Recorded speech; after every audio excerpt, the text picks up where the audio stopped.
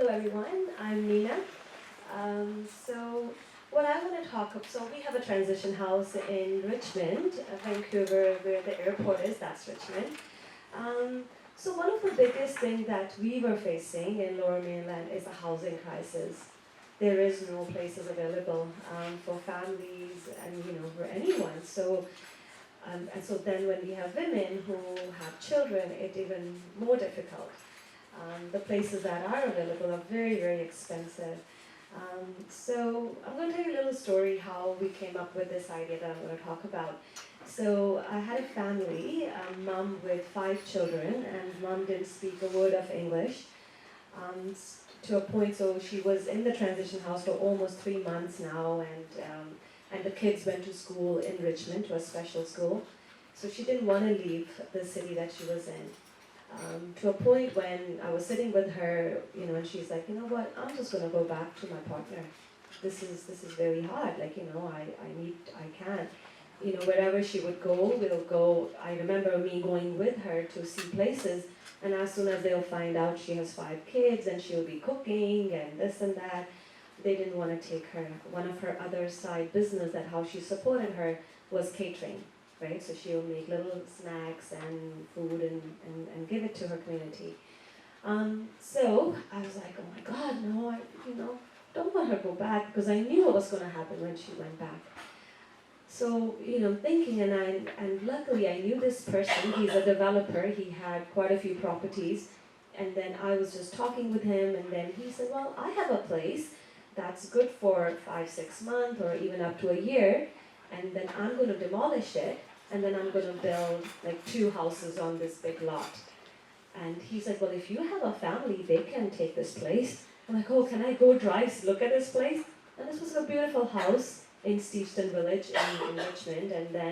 And he's like, yeah, so just bring her, and all she has to do is, she don't even have to pay rent because it's going to be demolished. And then, but it was a really nice place, and so I'm like, great. I went and showed her, and it worked, and we helped, we did a little, so somebody else helped furnish the beds and everything, and so it was nice. So and it took that house over 2 years, because the way the city works is you have a place, then you have to put rezoning application, and they have to demolish it, and then they get the permit. So it was great. So, and by that, BC Housing kicked in, because we were pressuring, so that's a subsidized housing. So now she's in this, so she's moved out into this beautiful place, that's her own now, but that gave her almost a year of, finding and getting the kids into counseling.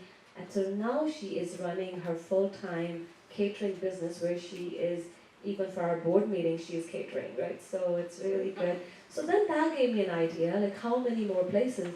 So now I'm driving around and I'll see all these big houses up on, like it has this red board saying rezoning applications, right? So that means there's no one in these houses. So what we did was, then I started approaching these developers saying, look, we are good people, give us your place and we'll look after it, which was great, because the developers have to pay, like they have to, if the houses are empty, these are vacant homes, they have to board them up. Which costs them. Sometimes they have to hire security so people don't go in and demolish and vandalize these places. So now we have 5 or 6 of these houses where we are placing families. So I thought, what a great idea. And then, so now we're going to the city, and because now the problem is, how do we find these places? Because sometimes it's too late. The places that somebody's already gone in, coppered it, and it's not a livable, right? So the house has to be in a good condition. The heat, the hydro, and everything has to be working. So we went to the city, so we developed this little thing that's like a nice little, how this could be. It's easy, save money while you wait for your permits by renting your empty homes, waiting for demolition, to Chimo Community Services. And so it was a great way for pitching to these developers. And so we have some houses that the women and like a couple of families, they will pay, like just whatever the minimum, if they're on income assistance or according to. And some developers, they don't care. They just, as long as you pay the hydro, pay the electricity, you can say, but it's great, like, and for some, if they want to, they want to make the rent payment, which is good because it teaches them, they feel pride that I'm paying the rent and doing this, and they can stay. And these places are up really good, they're good for almost sometimes 2 years by the time they get the full, the permit.